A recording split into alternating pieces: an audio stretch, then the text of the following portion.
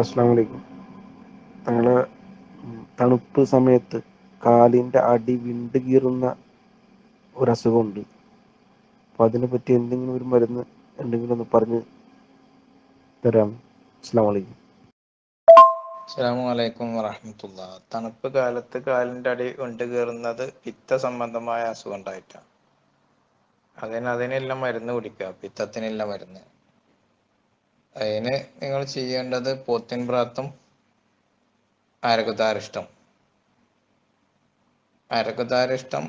കതിരാരിഷ്ടം, പോത്തിൻ ബ്രാത്ത്, ഇത് മൂന്ന്. പോത്തിൻ ദ്രാവകം, പോത്തിൻ ബ്രാത്ത് പറഞ്ഞു കഴിഞ്ഞാൽ അത് തിരഞ്ഞെടുക്കണ്ട. പോത്തിൻ ദ്രാവകം ഒരു അരക്കുപ്പി വാങ്ങുക, അരകുതാരിഷ്ടം അരക്കുപ്പി വാങ്ങുക, കതിരാരിഷ്ടം അരക്കുപ്പി വാങ്ങുക, അല്ലെങ്കിൽ ഓരോ കുപ്പി വാങ്ങുക ഫുള്ളായിട്ട്. എന്നിട്ട് അതിൽ നിന്ന് എല്ലാറ്റിനും കാലിച്ച കുപ്പി ഒരു കുപ്പിക്ക് ഒഴിക്കുക.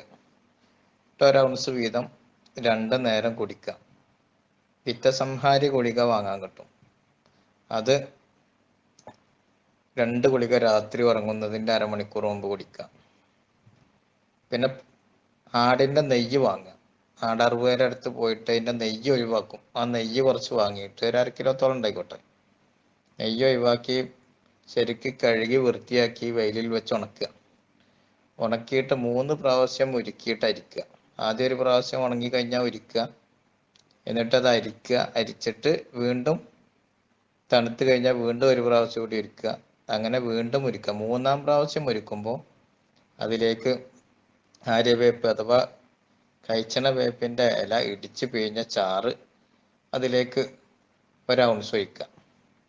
1 ടീസ്പൂൺ മഞ്ഞപ്പൊടിയും ചേർക്കുക ഈ മരുന്നിലേക്ക്.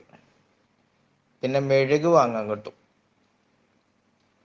ആർഡ്വേഴ്സിൽ നിന്നൊക്കെ വാങ്ങാൻ കിട്ടും. അത് ഒരു 10 റുപ്യക്ക് മെഴുക് വാങ്ങിയിട്ട് ഒരു ചെറിയ കഷ്ണം എന്ന് പറഞ്ഞാൽ ഒരു 2 ഇഞ്ച് വലുപ്പത്തിലുള്ളൊരു കഷ്ണം അതിലേക്ക് ഇടുക.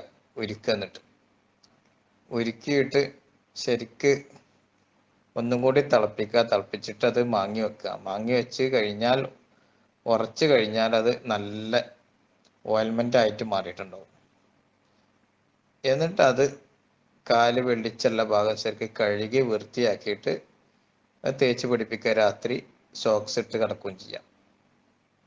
ഇറച്ചി മീൻ കൊണ്ട് ഒഴിവാക്കിയിട്ട് ഈ മരുന്നുകളും ഇതുകൊണ്ട് ഉപയോഗിച്ചാൽ ഇൻഷാ അല്ലാഹ് പെട്ടെന്ന് മാറും. അസ്സലാമു അലൈക്കും. അസ്സലാമു അലൈക്കും വറഹ്മത്തുള്ളാഹി. മഞ്ഞപ്പൊടിയൊക്കെ ഒരുപാട് അസുഖത്തിന് ഉപയോഗിക്കാം. മഞ്ഞപ്പൊടി നമുക്ക് ഇറച്ചിക്ക് ഇടാന്, മീനിനിടാന്, കറികളിലേക്ക് ഇടാന്, അതുപോലെ മരുന്നുകളിലൊക്കെ ഇപ്പോൾ പറഞ്ഞ ഓയിൽമെൻറ്റ് അതിലേക്ക് ഉപയോഗിക്കാം. പാലിൽ കലക്കിയിട്ട് തിളപ്പിച്ച് കുടിക്കാം. ഷുഗറിന് മാറ്റം കിട്ടും. അതുപോലെ ശരിക്ക് മഞ്ഞപ്പൊടി പ്രസവിച്ച് കഴിഞ്ഞ സ്ത്രീകൾക്ക് മഞ്ഞൾ തേച്ചുകൊണ്ട് നെയ്യിൽ മഞ്ഞൾ തേച്ച് അരമണിക്കൂർ കഴിഞ്ഞ് കുളിപ്പിക്കാം. അതുപോലെ കുട്ടികളെ മഞ്ഞൾ തേച്ചുകൊണ്ട് കുളിപ്പിക്കാം. പിന്നെ കാല് വിണ്ട് കീറുന്നതിന് പിത്തസംബന്ധമായതിനൊക്കെ മഞ്ഞൾ ഉപയോഗിക്കാം. വേദന സംഹാരിയാണ് മഞ്ഞൾ തിളപ്പിച്ച വെള്ളം കുടിക്കാം, പച്ചമഞ്ഞൾ. അതുപോലെ പച്ചമഞ്ഞളിൻ്റെ നീരെടുത്തുകൊണ്ട് പഴുതാരകൾ, ജന്തുക്കൾ കടിച്ച ഭാഗത്ത് തേച്ച് പിടിപ്പിക്കാം. തേനീച്ച കുത്തിയോടത്ത്, കൽക്കുഞ്ഞം കുത്തിയോടത്ത്, ഇങ്ങനെയൊക്കെ ഒരുപാട് പറയാനുണ്ട് മഞ്ഞൾ. ഇൻഷാ അല്ലാഹ്. അസ്സലാമു അലൈക്കും. അസ്സലാമു അലൈക്കും. തങ്ങളെ ഈ അച്ചിങ്ങാത് ഉദ്ദേശിക്കുന്ന മനസ്സിലായില്ല. തെങ്ങിൻ്റെ ചെറിയ, നമ്മളിവിടെ നാട്ടിലൊക്കെ പറയുന്ന വെളിച്ചിൽ എന്ന് പറയും, അതാണോ ഉദ്ദേശിച്ചത്? മനസ്സിലായില്ല അതെന്താന്ന്. അതാ ഞാൻ പറഞ്ഞ അച്ചിങ്ങ മച്ചിങ്ങ പല നാട്ടിലും പല. ഞങ്ങളെ നാട്ടിൽ ഇവിടെ മലപ്പുറം ജില്ലയിൽ പെരിന്തൽമണ്ണ ഈ ഭാഗത്തൊക്കെ ഇതിന് അച്ചിങ്ങ എന്ന് പറയും, ചിലയിടത്ത് മച്ചിങ്ങ എന്ന് പറയാം. അതിനിപ്പോ നിങ്ങളെ നാട്ടില് തേങ്ങന്റെ ചെറുത് പൂവല് എന്ന് പറയും, തേങ്ങന്റെ ചെറിയത്, കരിക്കുമിന്റെ ഇളയത്. ഓക്കെ, അസ്സലാമു അലൈക്കും.